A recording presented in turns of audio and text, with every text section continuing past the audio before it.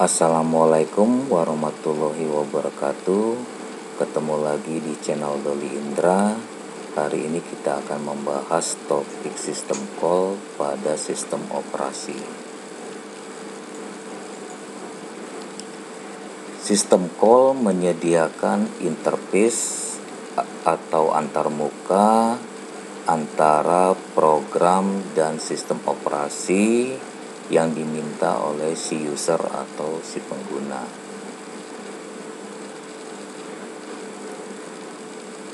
Sistem call menggunakan bahasa pemrograman. Nah, di sini berupa fungsi atau instruksi. Biasanya bahasa pemrogramannya dalam bentuk bahasa C, C++ atau assembly. Kita tahu bahwa bahasa C dan C++ adalah bahasa tingkat menengah atau middle level language. Sementara bahasa assembly adalah bahasa tingkat rendah atau low level language. Dan ketiga bahasa pemrograman ini biasanya berhubungan dengan level mesin. Nah, pada bagian ini kita akan menjelaskan tentang apa gunanya API. Biasanya sebuah program sederhana menggunakan sistem operasi secara berlebihan. Akibatnya sistem operasi tersebut menjadi tidak efisien. Untuk mengatasi hal ini, maka diperlukan suatu cara, yaitu dengan menggunakan API atau Application Programming Interface. Dengan cara ini, maka dapat menyederhanakan pengembangan aplikasi, menghemat waktu, serta uang. Berikut ini penerapan API pada sistem operasi. Untuk sistem operasi Windows itu berupa API Windows. Sementara untuk sistem operasi Unix, Linux, atau Mac OS itu dalam bentuk API POSIX atau Portable Operating System Interface.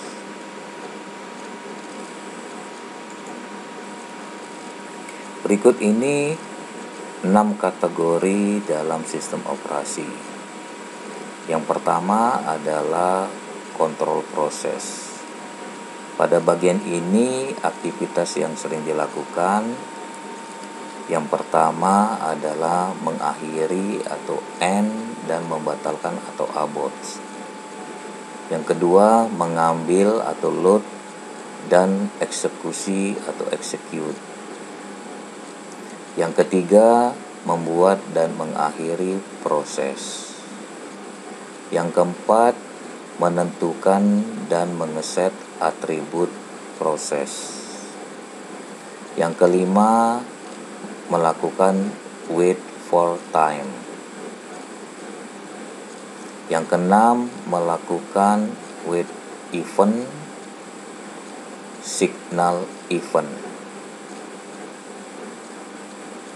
Yang ketujuh, mengalokasikan dan membebaskan memori. Nah, itulah aktivitas atau hal-hal pada kontrol proses. Berikutnya yang kedua adalah manajemen file. Di sini hal-hal yang dilakukan. Yang pertama, membuat dan menghapus file. Yang kedua, membuka dan menutup file.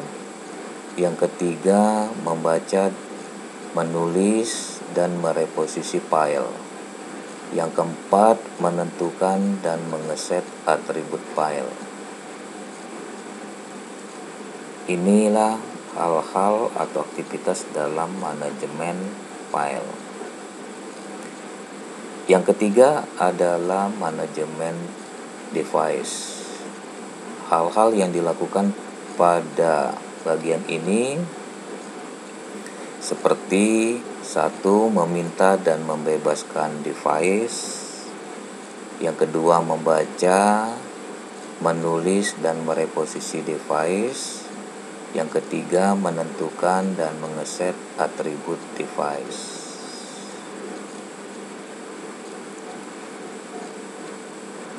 Nah, ini masuk dalam manajemen device. Selanjutnya yang keempat, pemeliharaan informasi. Hal-hal yang dilakukan adalah pertama, mengambil atau mengeset waktu atau tanggal.